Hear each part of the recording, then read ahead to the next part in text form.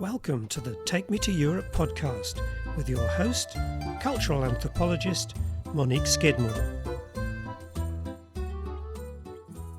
Visiting Cyprus is going to be much easier and more relaxing for you once you're certain that you've got all the basic documents, adapters, emergency numbers and telecoms sorted.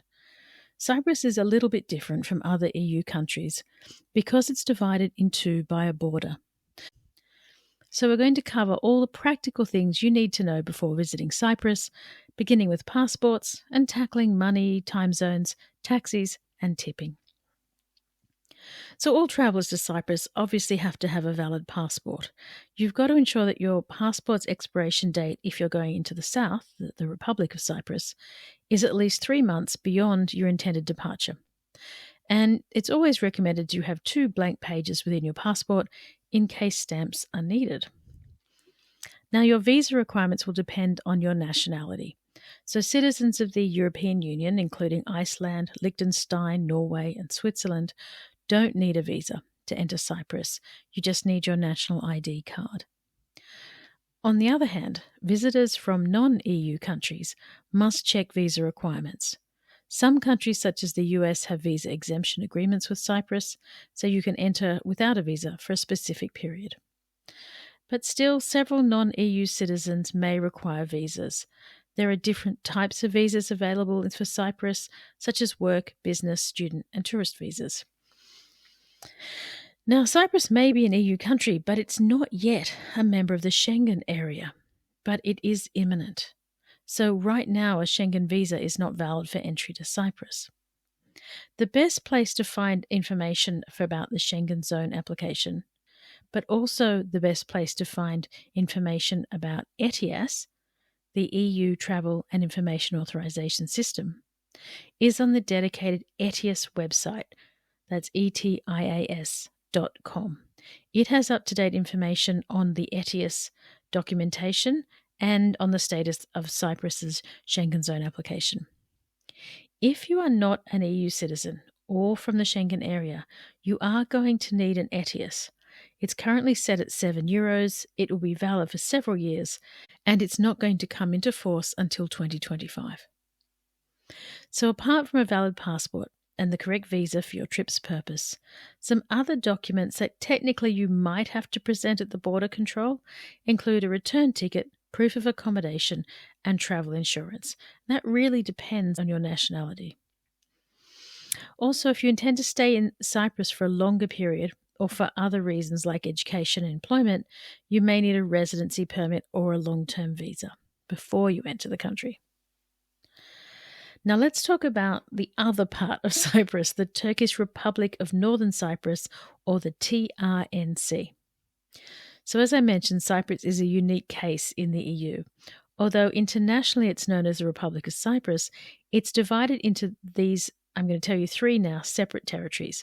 There's the Republic of Cyprus, there's the Turkish Republic of Northern Cyprus, and then there are the British Overseas Territories of Akrotiri and Dhekelia, and the United Nations Buffer Zone.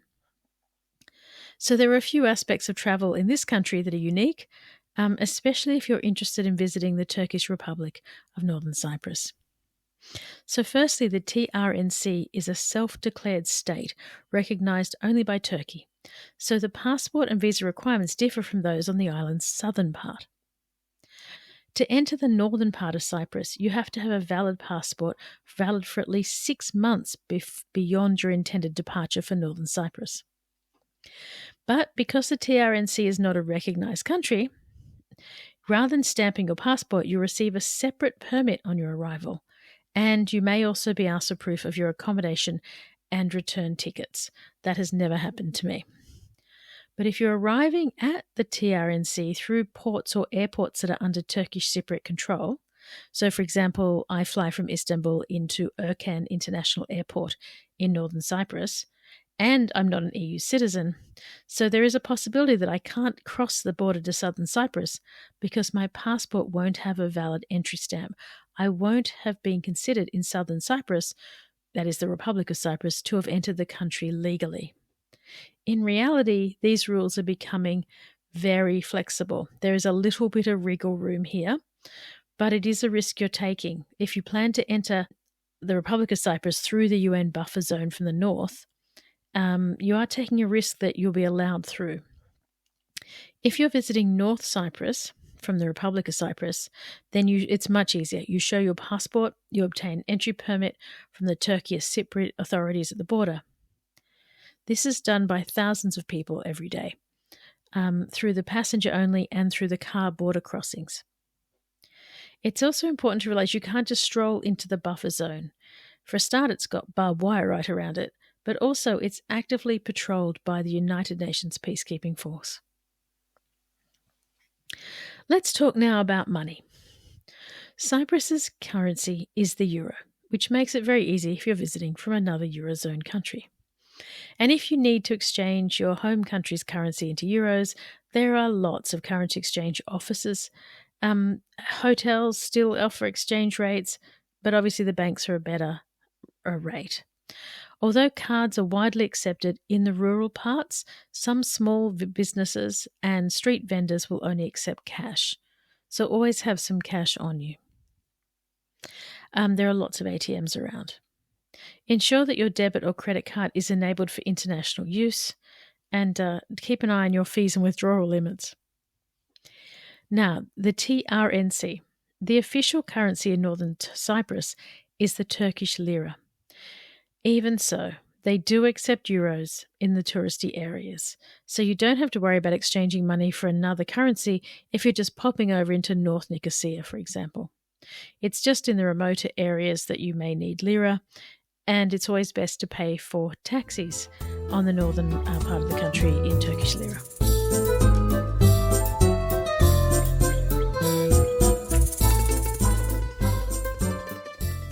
Let's talk now about keeping connected. To stay connected in Cyprus, you can get a local SIM card from one of the major providers such as Cyta, MTN, and PrimeTel. PrimeTel will even do an eSIM, or they'll ship a SIM to you in your home country. I purchase an eSIM when I'm traveling in Europe. Just make sure you purchase a SIM that is for calls, texts, and data if you want to make calls, because many are just data. Though if the price looks low, it probably doesn't include texts and calls, and you need to be sure you can make international calls if that's why you're getting an eSIM. You can purchase SIM cards from doors, kiosks, or at the airport, and you need to show valid ID to obtain one. I like PrimeTel in Cyprus. And of course, you can just use your local tariff plan without extra charges while roaming if you're an EU citizen. If you want to secure and private browsing, install a VPN app on your smartphone or your tablet or your laptop from a reliable provider before you go to Cyprus. A VPN, I'm mentioning this only because it's quite useful if you visit the Turkish Republic of Northern Cyprus, because many people experience signal issues and because the European regulation for roaming doesn't apply. Let's talk about getting around Cyprus now. The cheapest and most convenient way to get around Cyprus is by the excellent intercity buses network. It's an extensive network, it covers all major cities and towns, and it's very affordable. All buses have comfortable seating, air conditioning, modern onboard amenities. Taxis, an excellent option if you don't want to use public transport or you want to get to places when you want to get to them. Typically, you can find them in taxi ranks near the major tourist locations and airports. Your hotel can book one for you, and it just makes getting to smaller villages very easy. Several companies provide taxi services. They're generally the luxury black taxis, silver or white cars with a yellow taxi sign on the roof. You can use apps for companies like CABCY, Bolt, Alpha Taxi, iTaxi, and so on. They offer different services, and that includes transfers with luxury cars or minibuses. They do guided tours and private hires. Taxis in Cyprus usually have a starting fare of about €4 and about €1 fare per kilometre, and most taxis charge around €15 per hour for waiting time, and that's a really good deal if you want to go somewhere for an hour or two and then know that you've got a taxi to take you straight home again. Other fares you might want to watch out for are luggage charges. That's €1.20, and on public holidays there's an extra €1.96 on top of the final price. Possibly one of the most popular ways of getting around Cyprus is to rent a car. It's an excellent option to be able to just do the whole island at your own pace. There are many, many rental cars in all the main cities. Just make sure that you've got a valid driver's license and or an international driving permit. I always take both. I tend to rent my cars from Discover Cars or Expedia rather than car companies in Cyprus, but I've not had any trouble either way. Now let's talk about one difficult aspect of taxis and car rental, and that is crossing the border to northern Cyprus. If you plan to visit Cyprus's northern part with your rental car to cross the Green Line, which is what we call the border, you're required to purchase additional car insurance at the checkpoint. Now that sounds doable, but the reality is I haven't found a Cyprus car rental company that will allow me to take a rental car over the border, and the same for northern Cyprus rental companies. Most often you leave your rental car in Nicosia, you arrange for a northern Cyprus car rental to be delivered to you in North Nicosia, and the opposite for travel from the TRNC to the Republic of Cyprus. This is a very well-oiled route, and car rental companies make this easy for you. Let's talk now about ordering food in Cyprus. If you want to taste traditional Cypriot food, there's only one thing to order: meze. Meze is a delightful array of small dishes and specialties like halloumi, baked pasta dishes, souvlaki, and all kinds of wonderful vegetable and meat dishes. You can also get seafood meze. Many taverns and restaurants, however, in Cyprus can be fully booked, especially on weekends and public holidays, so it's best to make a reservation beforehand. And like in most European countries, tipping in Cyprus isn't mandatory, but it's still appreciated. It is customary to leave a tip as a sign of satisfaction with the service that you received. So, for example, it's common to round up the total of the bill at restaurants, cafes, and bars. The same applies to services like taxis as well as to hotel staff. Leaving a small tip or rounding up the bill is always a good way to show appreciation for their services. It's very similar to Greece. It's not expected, and a small amount is appreciated. So, for example, if something costs €3.50, leaving €4 or $4.50 is really nice, or just leaving $4 really is a nice way to show appreciation. As for other services like hairdressers, spa therapists, tour guides, tipping isn't expected, but if you're very pleased with their services, they do appreciate a small tip. We're going to talk now about electrical plugs and voltage. The plugs used in Cyprus are of type G. Now, I know this isn't very sexy, but you don't want to be in a hotel room and not be able to plug anything in. A type G plug has 3 rectangular pins in a triangle pattern. The pins are typically larger in size and are grounded. The standard voltage in Cyprus is 230 volts. The frequency is 50 hertz. Be sure to check the specific requirements of your appliances before you plug them in. If your home country uses a different type of plug, you need a travel adapter or a plug converter.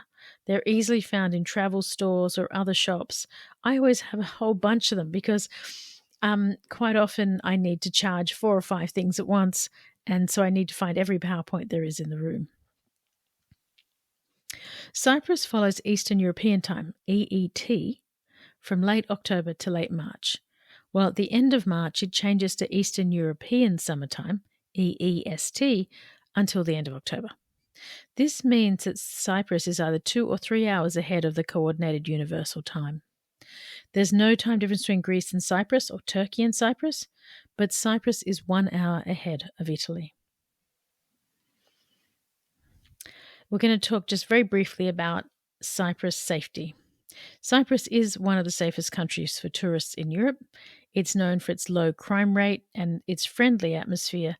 They take the security and well-being of visitors very seriously.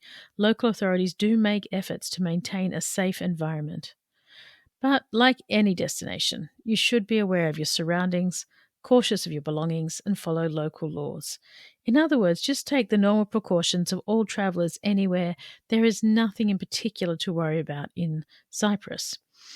What you should have, though, is comprehensive travel insurance to make sure you're covered for medical emergencies, medical evacuation, and you should stay updated on any travel advisories that are issued in Cyprus. Travelling to Cyprus will be an enjoyable experience that you'll never forget. Thanks for listening to this episode of Take Me to Europe podcast. Hop onto our website, takemetouropetours.com, and sign up to our newsletter to learn more about Europe's hidden and most exciting destinations. And don't forget to subscribe to the podcast series.